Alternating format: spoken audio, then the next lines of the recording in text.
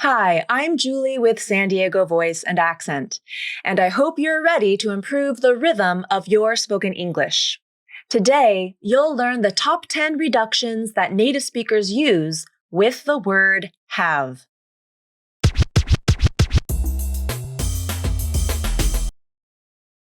In spoken English, only the important words are pronounced with the full pronunciation.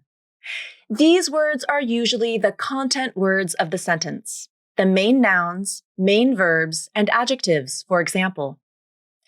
These words are typically stressed in the sentence, which means they are said with more volume and at a slightly higher pitch than the other words in the sentence. The words that are less important are usually the function words. These words carry the grammar of the sentence, the articles, conjunctions, and prepositions, for example. These words are typically unstressed in the sentence, and oftentimes they are also reduced. This means they don't receive the full pronunciation. Maybe the vowel is reduced to a different vowel that is easier to say, like the schwa, or a consonant is omitted. One very common reduction in spoken English occurs with the word have. Oftentimes, the H consonant is omitted from this word and the vowel is reduced, especially when the word have is unstressed. And sometimes, the final V consonant is omitted as well. In this video, you'll practice the top 10 most common reductions using the word have. Let's first look at the phrase could have. Here's the full IPA transcription. Notice that the word have is transcribed with the H consonant, the A vowel, and the V consonant. Native speakers typically use a few reductions here. First, the initial H consonant in have is dropped. Then the A vowel in have is reduced to the schwa, This sounds like could've, could've, I could have gone with you. But then one more reduction can happen. The final V consonant in of can also be dropped. This sounds like coulda, coulda, I coulda gone with you. Both reductions are common. Could've with the final V consonant and coulda without the final V consonant. But notice the H consonant in have is omitted in both examples. Now let's look at a similar phrase, should have. The same rules apply to this phrase. The initial H consonant in have is dropped. The A vowel in have is reduced to the schwa, This sounds like should've, should've, I should have gone with you. And one more reduction can happen. The final V in of can also be dropped. This sounds like shoulda, shoulda, I shoulda gone with you.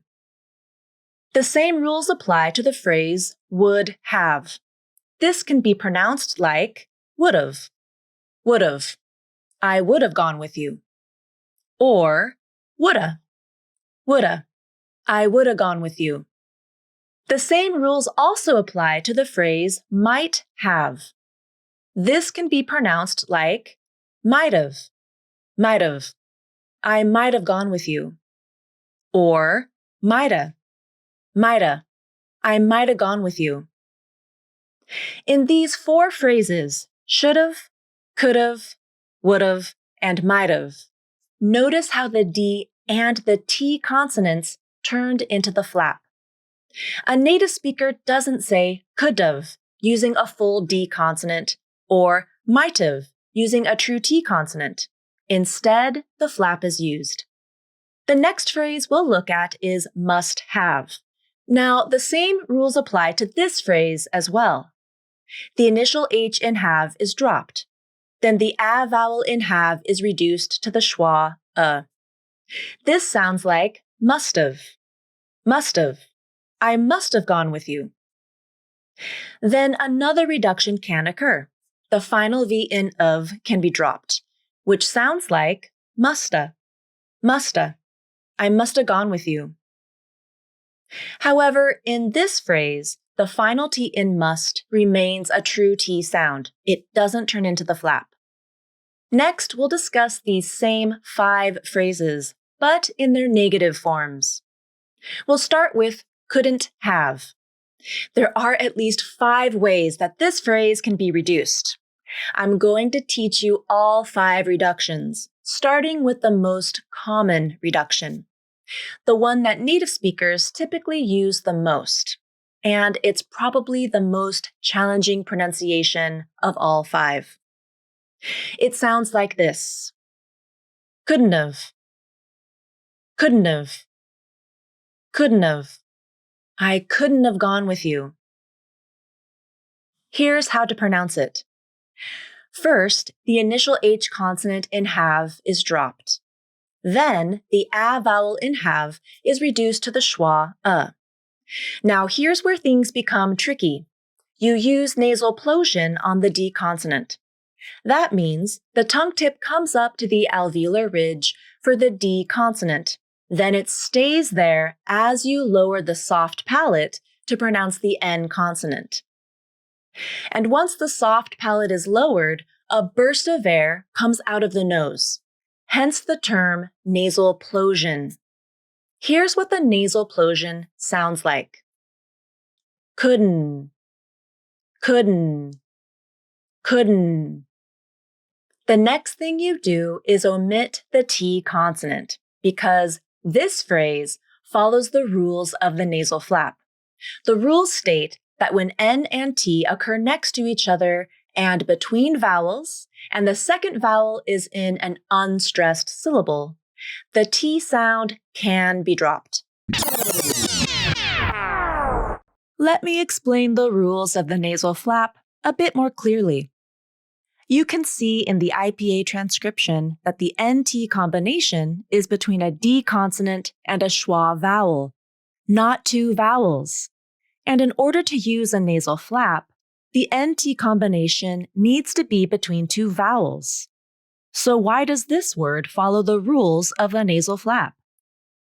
Since the tongue makes only one contact with the alveolar ridge for the D and N consonants as it produces nasal plosion on the D consonant, the mouth behaves as if the D and N are the same sound.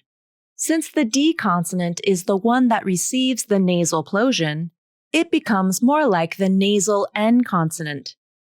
So in this case, if the D and the N are considered by the mouth to be more like one N consonant, then the NT combination is between 2 vowels, the vowel and the schwa. Now back to the video.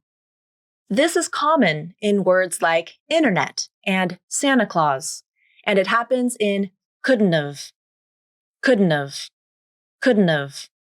I couldn't have gone with you. I know that this pronunciation is challenging.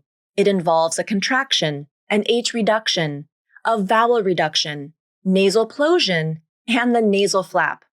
But this is the way that I pronounce it most of the time, and many native speakers do as well. The second way this phrase can be pronounced is couldn't have, couldn't have, couldn't have. I couldn't have gone with you. Here's how to pronounce it. First, the initial H consonant in have is dropped. Then, the a vowel in have is reduced to the schwa a. You still use nasal plosion on the D consonant, but you pronounce the T as the true T. Couldn't have, couldn't have, couldn't have.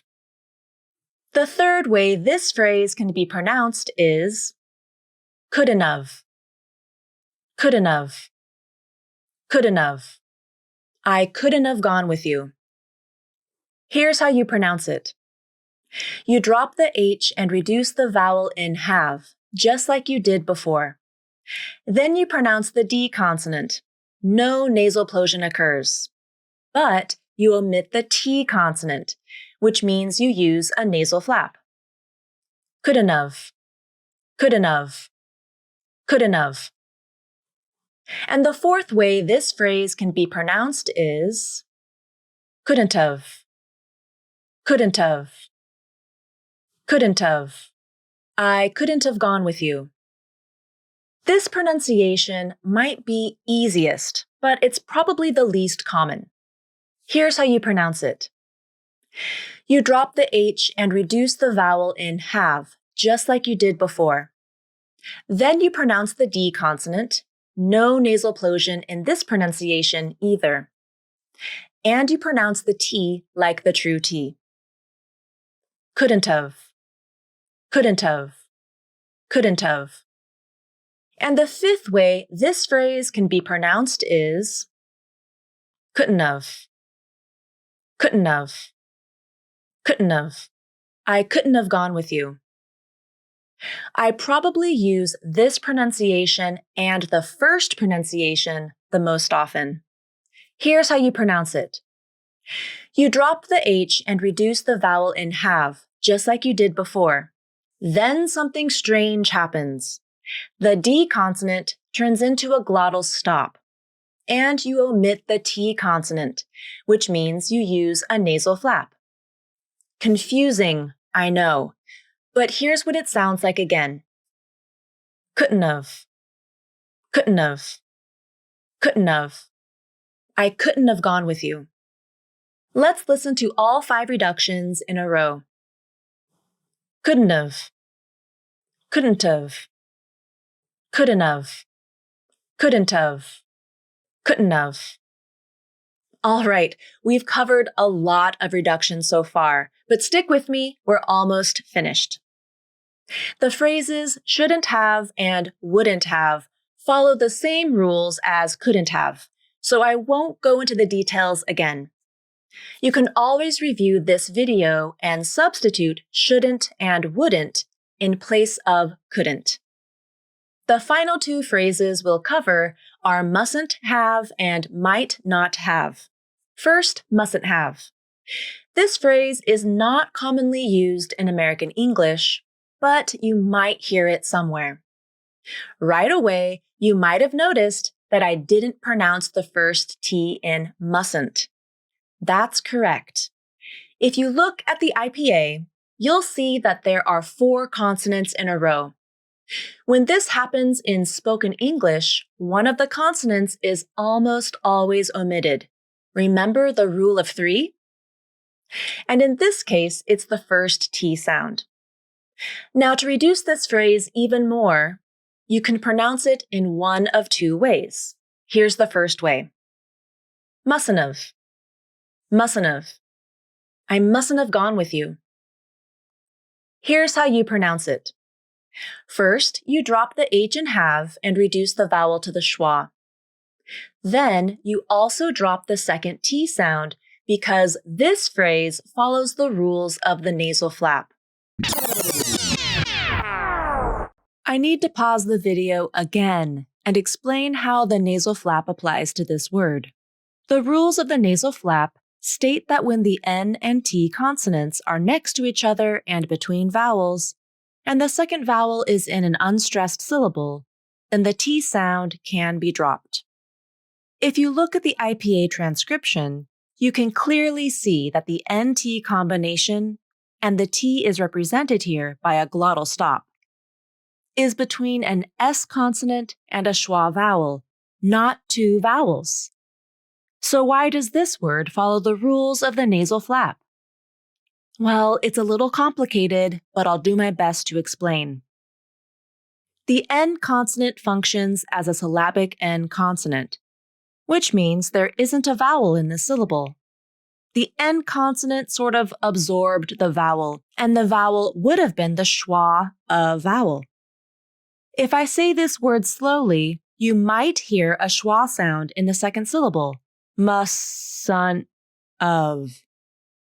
But most native speakers pronounce the second syllable very quickly and without that schwa vowel.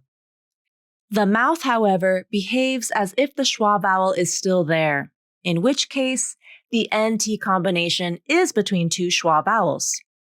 Now back to the video. Mustn't have. Mustn't have. And here's the second pronunciation. Mustn't have. Mustn't have. Mustn't have. I mustn't have gone with you. Here's how you pronounce it. You drop the H in have and reduce the vowel to the schwa, just like you did before. But then you pronounce the second T like a true T. Mustn't have. Mustn't have. The last phrase we'll discuss today is might not have, and there are two ways that native speakers might reduce this phrase. Here's the first one. Might not have. Might not have. I might not have gone with you. Here's how you pronounce it. You drop the H in have and reduce the vowel to the schwa. Then the T in might turns into either an unreleased T or a glottal stop. I prefer to use a glottal stop. And the T in not turns into the flap. Here's what that sounds like. Might not have. Might not have. And here's the second pronunciation. Might notta. Might notta. I might not have gone with you. Here's how you pronounce it. You use the same pronunciation as might not have, but you also drop the final V in of, which sounds like might notta. Might notta.